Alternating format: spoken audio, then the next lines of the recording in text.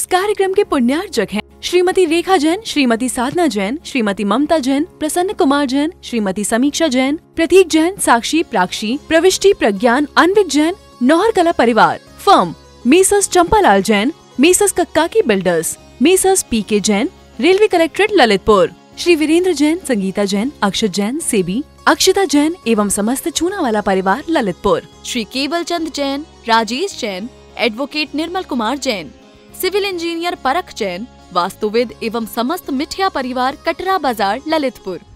दया भावना foundation, जिसके नाम में ही छिपा है दया का स्वरूप, जिसके अंतर्गत आचार्य श्री विद्यासागर जी महामुनिराज के मंगल आशीर्वाद एवं मुनिश्री 108 अविचल सागर जी महाराज की पावन प्रेरणा से संचालित हो रहा है भारत का सर्वश्रेष्ठ आचार्य विद्यासागर गौ उपचार अस्पताल एवं भगवान श्री राम पक्षी उपचार अस्पताल। ग्वालियर झांसी हाईवे से 110 kilometre, Jhansi Kanpur highway, Jhansi Tikamgarh highway, Jhansi Shivpuri highway, Jhansi Lalitpur highway पर घायल, जख्मी, बीमार, दुर्घटनाग्रस्त गायों का एवं अन्य पशु पक्षियों का उपचार एवं संरक्षण का कार्य फाउंडेशन द्वारा किया जा रहा है। फाउंडेशन का भारत के प्रत्येक 4 लाइन, 6 लाइन एवं अन्य राष्ट्रीय महामार्गों पर प्रत्येक 150 से 200 किलोमीटर के अंतराल पर आचार्य विद्यासागर गौ उपचार अस्पताल संचालित करने का लक्ष्य है। आप भी दया भावना फाउंडेशन द्वारा किए जा रहे सराहनीय कार्य में आर्थिक सहयोग अवश्य प्रदान करें।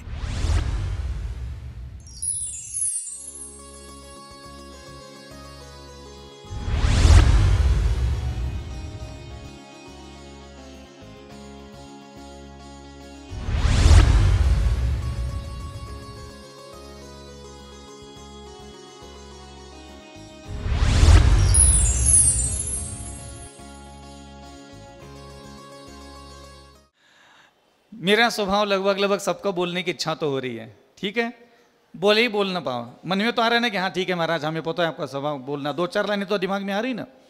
आप अपने स्वभाव के बारे में थोड़ा जानते हो, आपका स्वभाव कैसा है?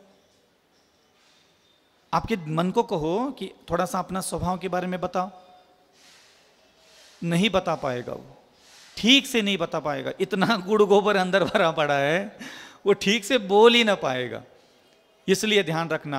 दूसरा एक बात होती है, हमेशा स्वभाव अच्छा बनाने के लिए भगवान ने प्रेरणा दी, इसलिए नहीं कि आपके आसपास के मनुष्यों के साथ आप अच्छा व्यवहार कर सको ना, आपको अच्छा स्वभाव सिर्फ इसलिए बनाना है भगवान को पसंद आ जाए, मंत्र की शक्तियों को पसंद आ जाए, स्तोत्रों की शक्तियों को पसंद आ जाए, इस दुनिया में जो भी सम्यक दर्शन ज्ञान चरित्र धारण करने वाले दिव्य आत्माएं हैं, मैं उनको पसंद आ जाऊं, बस ऐसा अच्छा स्वभाव हमें बनाना है। एक अच्छा स्वभाव ऐसा, मैं अच्छा स्वभाव तब तक खुद को कहने के लिए रोकता था पहले, जब तक मुझे लगता था कि अवधि ज्ञानी, मनपर्य ज्ञानी, केवल ज्ञानी व्यक्ति मेरे स्वभाव को पसंद ना करे, तब तक हमारा स्वभाव अच्छा नहीं है, ऐसा ही मानना चाहिए। ये ध्यान रखना हमेशा। वैसे संसार में एक चीज और देखी जाती है, बहुत सारे अच्छे स्वभाव को जीव है संसार में, ऐसा नहीं है कि मैं प्रवचन कर रहा हूँ इसका मतलब है कि पूरे जीव बुरे ही बुरे स्वभाव के बैठे, बहुत अच्छे स्वभाव के लोग हैं, लगभग 80% लोग अच्छे स्वभाव के ही होते हैं दुनिया में। लेकिन आपके स्वभाव की अच्छाइयाँ पता है ना, वो भगवान की वजह से है, ना गुरु की वजह से है, ना शास्त्र की बातों में लिखा है इसलिए है। भगवान ने कहा इसलिए आप अच्छे स्वभाव के बने हो, वहाँ शास्त्रों में लिखा है इसलिए आपने मेहनत करके अपना अच्छा स्वभाव बनाया, गुरु महाराज ने कहा इसलिए आपने अच्छा स्वभाव बनाया, इसलिए नहीं। आपको पता है ये संसार में आधे से भी ज़्यादा जो पुरुष लोग हैं उनका अच्छा स्वभाव क्यों है? ना देव, ना गुरु, ना शास्त्र, इसकी वजह से नहीं, अपनी माँ के कारण, अपनी बहन के कारण और अपनी पत्नी के कारण। एक मनुष्य जितना अपने स्वभाव में परिवर्तन ला सकता है, उतना और कोई किसी के वास्ते अपने स्वभाव में परिवर्तन नहीं ला सकता। आप देख लीजिएगा, आपकी माँ के कारण, एक स्त्री ही है, चाहे वो माँ के रूप में हो, बहन के रूप में हो, चाहे पत्नी के रूप में हो, आपकी शादी हो गई, शादी के बाद आप अपने कितने सारे स्वभाव को बदल गए, आपको खबर भी नहीं लगी होगी। समझ में आ रहा है? ये कोई बुरी बात नहीं कह रहा हूं मैं, ये अच्छी बात है, ये अच्छी बात है। व्यक्ति अभी भी अपने स्वभाव को बदल रहा है सिर्फ आसपास के मनुष्यों के प्रभावित करने के लिए। लेकिन ये जिनेंद्र भगवान के द्वारा जो उपदेश दिया जा रहा है, ये इसलिए अच्छा स्वभाव धारण करने के लिए नहीं कहा जा रहा है कि तुम आसपास के लोगों को पसंद आ जाओ ना। भगवान ये कहते हैं कि भाई मुझे पसंद आ जाओ, इसलिए अच्छा बनो। मुझे पसंद आ जाओ, मंत्र को पसंद आना चाहिए, स्तोत्रों को पसंद आना चाहिए। क्या? तुम्हारा स्वभाव। और कितना भी अंजन चोर दारू पी करके वहां बैठा था, मांस खा करके पेट में मांस था, पेट में शराब था, दिमाग में बेश्या थी, हाथ में चोरी का माल था, कभी नहाया धोया है ही नहीं, मरघट में बैठा है, मुर्दे जला रहे वहां पे, तो भी उसके स्वभाव में परिवर्तन आया, तो भी वहां आकाशगामिनी रिद्धि जा करके बैठ गई। आप सोचो स्वभाव की सुंदरता कितनी बड़ी बात होती है। सारे संसार में सब चीजें पुण्य से मिलती है, जरूरी नहीं है। पुण्य से मिलने वाली चीजें तो बहुत तुच्छ है। अच्छे स्वभाव के कारण जो मिलता है वो कभी कोई पुण्य नहीं दे सकता। तीर्थंकरों का इतना पुण्य था, इतना पुण्य था, मुनि बनकर के आदिनाथ भगवान भटकते भटकते रहे, रोटी नहीं मिली। पुण्य से आखिर मिला क्या उनको? रोटी तक ठीक से नहीं मिली। लेकिन अच्छे स्वभाव के कारण व्यक्ति को बहुत कुछ प्राप्त होता है। अच्छा स्वभाव धारण करने की तरफ आप थोड़ा सा स्वयं को प्रेरणा दें। और मैं हमेशा ये कहूँगा कि संसार में जो भी पवित्र है, जिसकी भी आप कृपा प्राप्त करना चाहते हो, वो ना आपको माला फेरते हुए, स्तोत्र पढ़ते हुए, चालीसा पढ़ते हुए, पूजा करते हुए ही मात्र नहीं देखना चाहता। ये सारे काम करते हुए आप अपना स्वभाव परिवर्तन करो, ये चाहते हैं। लेकिन आप देव पूजा, गुरुपास्ती, स्वाध्याय, संयम, तप, दान का उपयोग सिर्फ पुण्य कमाने के लिए और पाप काटने के लिए करते हो, ये चीज़ ठीक नहीं है। अपना स्वभाव बदलना चाहिए। और स्वभाव बदलने की जिम्मेदारी स्वयं की होती है। कोई भी दूसरा व्यक्ति हमारे स्वभाव को बदल नहीं सकता। जीवन की सबसे बड़ी खूबसूरती होती है अपने स्वभाव की सुंदरता। इसलिए आज आर्जव धर्म है और भगवान ने आपको सरल स्वभावी बनने के लिए कहा है। और आप किसी के वास्ते सरल स्वभावी मत बनो, सिर्फ भगवान के वास्ते सरल स्वभावी बनो। किसी भी मनुष्यों के द्वारा, और ऐसा नहीं है सरल स्वभाव हो, मृदु स्वभाव हो, क्षमा स्वभाव हो, धारण करोगे तो आपसे ज़्यादा दुख और किसी को भी नहीं मिलेगा। ये भी ध्यान रखना। ऐसा नहीं कि सरल स्वभावी बनोगे तो हाँ परमात्मा के द्वारा आपको सुख मिलेगा, और जो स्वभाव धारण करेगा उसका भी आपको सुख मिलेगा, लेकिन आसपास के लोगों का सुख आपको कभी भी नहीं मिलेगा, क्योंकि अब आपकी मोक्ष जाने की यात्रा शुरू हो गई है। इसलिए आर्जव धर्म हो, क्षमा धर्म हो, मार्दव धर्म धारण करते ही ये आसपास के मनुष्य, त्रियंच, देवी देवता आपकी नाना प्रकार से परेशानियां खड़ी करेंगे। आप उस परेशानियों को अपना तप, अपना उपसर्ग, अपना परिचय समझ करके उसको सहन करें। लेकिन भगवान के लिए, उस परमात्मा के लिए मैं अपने स्वभाव को बदलूंगा, ऐसा चिंतन जरूर करना चाहिए। और अपना स्वभाव बदलने के लिए एक दिन में संकल्प तो ले लोगे, लेकिन एक दिन में स्वभाव कभी भी नहीं बदलता। कम से कम आपको एक संकल्प लेना चाहिए कि आज 2024 चल रहा है, मैं 2027 तारीख तक मैं 3 साल में अपने स्वभाव को क्षमा करने वाला बनाऊंगा, अथवा मृदु स्वभावी बनाऊंगा, अथवा मैं अपने स्वभाव को अगले 3 साल में मेहनत करके, चिंतन करके, मनन करके, पूजन करके, अभिषेक करके, शांति धारा करके, अन्य प्रकार के धार्मिक अनुष्ठान करते करते करते मैं अपने स्वभाव को सरल आर्जव धर्मवान बनाऊंगा। ऐसा धीरे धीरे चलना चाहिए, कछुए की चाल से, ताकि हम अपने स्वभाव को बहुत व्यवस्थित तरीके से सुंदर शोभा देने वाला निर्माण कर सके। और कोई भी भगवान की आज्ञा नहीं है। इसी को भगवान ने वास्तविकता में धर्म कहा है। न धर्मो धार्मिकैर बिना, ये धार्मिक व्यक्ति के बिना धर्म नहीं है, भगवान ऐसा कहते हैं। भगवान ने ये नहीं कहा कि ये षटकर्म किए बिना कोई धर्म नहीं है ना, षटकर्म नहीं करने वाले व्यक्ति धार्मिक नहीं है, ऐसा नहीं कहा भगवान ने। भगवान ने देखो क्या कहा, न धर्मो, धार्मिक व्यक्ति में ही धर्म होता है। अब धार्मिक व्यक्ति का मतलब क्या? पूजा करने वाला, जाप करने वाला, मुनि बन के बैठा है वो। भगवान ने इनको धार्मिक नहीं कहा। भगवान कहते हैं न धर्मो धार्मिक है बिना। धार्मिक व्यक्ति, व्यक्ति का मतलब ये 5 फुट 6 इंच का शरीर, इसके बिना कोई धर्म है ही नहीं। तो ये 5 फुट 6 इंच का शरीर का मतलब ही तो धार्मिक व्यक्ति हो गया। तो ये दिमाग धर्म करता है, आंखें धर्म करती है, नासिका धर्म करती है, वाणी धर्म करती है, कर्णेंद्रियां धर्म करती है, हाथ पैर की उंगलियां, पेट पीठ धर्म करता है। भगवान इसमें धर्म देखना चाहते हैं, भगवान मुझ में धर्म करते हुए देखना चाहते हैं। 2 शब्द हैं, इसके पहले भी मैं इस बार का कभी बोल चुका हूं, मेरे द्वारा धर्म के काम किए जाना। मेरे द्वारा धर्म के काम किए जाना और मेरा धर्म करना, दोनों में जमीन आसमान का अंतर है। देव दर्शन, देव पूजन, गुरु की उपासना, स्वाध्याय, संयम, तप, दान, ये आपके द्वारा किए जाने वाले धार्मिक काम हैं। इससे आप धार्मिक सिद्ध नहीं होते। आपकी धार्मिकता तब मानी जाएगी जब आपके दिमाग के सोचने का तरीका सबसे सुंदर होगा।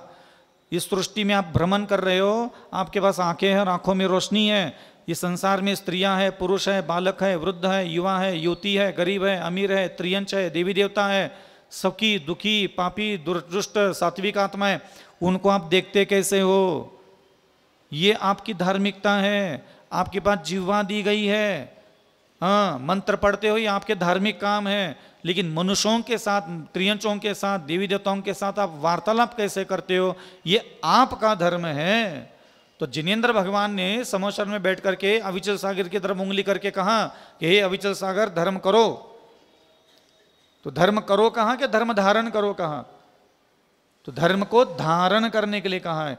तो मेरे द्वारा किए जाने वाले धार्मिक काम मुझे धार्मिक बनाए, ये कोई नियम नहीं है, संभावना मात्र होती है। और जैसे ही मैं कहूँ कि मेरी 5 इंद्रियां और मन का इस्तेमाल ही मुझे पहले जैसा नहीं करना है, एक नवीन 5 इंद्रियां और नवीन मन मुझे निर्माण करना है, तब जा कर के वह आपकी स्वयं की धार्मिकता है। और भगवान कहते हैं जो व्यक्ति धार्मिक होगा उसका ही अशुभ कर्म का विनाश होगा और उसको ही साता अथवा शुभ कर्म का बंध होगा और वही धीरे धीरे अपना मोक्ष मार्ग प्राप्त करेगा।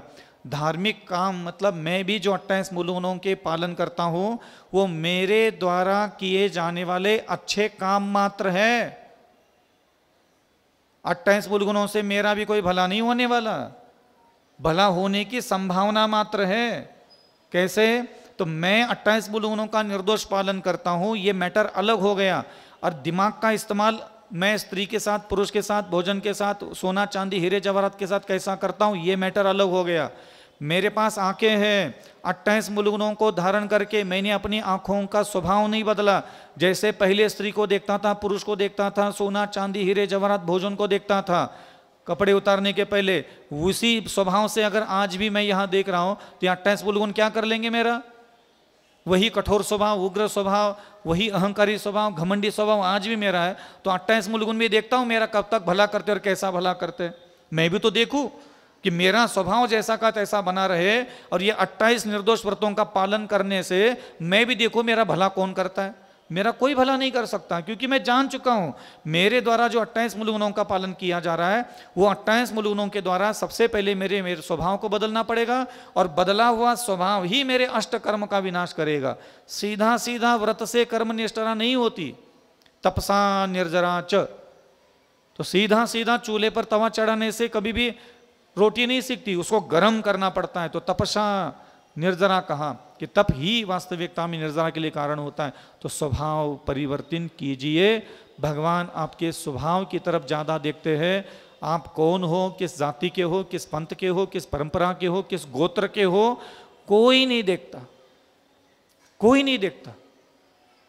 मेरे पिछले 15 साल से मैं देख रहा हूं, मैं जिस भी क्षेत्र पे जाता हूं, प्राय करके मेरा ज़्यादा आना जाना विहार जो रहा चातुर्मास, शीतकाल, ग्रीष्मकाल क्षेत्रों पर ज़्यादा रहा। वहाँ कुछ हरिजन बंधु मिले, कुछ मुस्लिम भी मिले, कुछ गडरिया होते ना, ये पाल गडरिया अपन बोलते हैं। ये चौलेश्वर में एक हरिजन बंधु है, आप सोच नहीं सकते, उसको पिछले 2015 से उसको स्वप्न आना चालू हो गए हैं और अभी 2024 तक कम से कम 1300-1400 स्वप्न आए उसको। और उसके स्वप्न में रोज हजारों फनाओं के नाग आते हैं, देवी देवता रिद्या सिद्धिया पता नहीं क्या क्या आता है। पार्श्वनाथ भगवान वहाँ बैठे मिलते बगल की पहाड़ की एक टुकड़ी पर और उसके साथ वो आकर के रोज बात करते हैं और जिनेंद्र भगवान की महिमा सारी जितनी भी उसको बतानी हो तो सब बात करते हैं उसके साथ।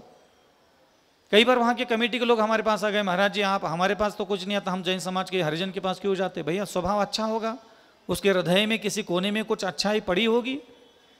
ग्वालियर में मेरा विहार हुआ, ग्वालियर में देखा एक मुस्लिम है, जैसे मैं वहां पहुंच गया वहां एक मुस्लिम को स्वप्न आना चालू हो गए। अभी तक उसको 400, 500, 600 स्वप्न आए होंगे। उसके भी स्वप्न में जिनेंद्र भगवान की प्रतिमा रोज, वो गोपाचल वाली हो कहीं की, वो आसपास की सब आती है, सब दर्शन देती है, सब बात करती है उसके साथ। लोगों ने वहां भी पूछा महाराज यहाँ क्यों, या पिपरे में था, पिपरे में भी कुछ, ये मुंगावली पास है ना पिपरे, वहां भी 4-5 लोगों का ऐसा दिखना चालू हो गया, कोटा में भी एक व्यक्ति को दिखना चालू हो गया, ऐसे कई, सम्मेशिखर जी में था, वहां एक आदिवासी को दिखना चालू हो गया। तो लोगों को लगता है कि भाई हम तो जैन हैं, हम देवगुरु शास्त्र की पूजा कर रहे हैं, अहंकार में चलते हैं। और हम जब विहार यात्रा में है, हमें देखा कि गडरिया है, पाल है, हरिजन बंधु है, नाना प्रकार के जाति गोत्र में बैठे हैं, और वो जिनेंद्र भगवान की असीम अनुकंपा प्राप्त करके बैठ गए, वो दिव्यता देख रहे, वो रिद्धियाँ सिद्धियाँ शक्तियाँ न जाने क्या क्या दिखता है उनको, और रियल में दिखता है सब कुछ, और जो वो दिखता है वो होता है वहाँ। तब जाकर के मुझे थोड़ा सा और आप लोगों को कहने का साहस आता है कि आपके ऊपर प्रभु कृपा क्यों नहीं हो रही है, आप अपने स्वभाव की तरफ कभी ध्यान नहीं देखते, और आपका स्वभाव कैसा है ये दुनिया नहीं जानती, और जो जानती है वो गलत जानती है। अगर दुनिया आपके स्वभाव के बारे में ये भी जानती है ना आप बहुत अच्छे स्वभाव के हो, तो भी वो पूरा ठीक से नहीं जानती, या आप बखूबी जानते हो। ये समझ में आ रहा है ना, दुनिया जितना आपको अच्छा समझ रही है, जितना चाचा चाचा फूफा फाफा जय जिनेंद्र जितना सैल्यूट मारा जाता है, तुम खुद आंख बंद करके देख लो तुम हो क्या पहले। इसलिए ध्यान रखना, आत्म स्वभाव की तरफ ध्यान दीजिए। अहिंसा परमो धर्म की, उत्तम आर्जव धर्म की। आचार्य गुरु श्री विद्यासागर जी मुनि महाराज की, आचार्य श्री समय सागर जी मुनि महाराज की, निर्यापकाचार्य मुनि पुंगव सुधा सागर जी मुनि महाराज की।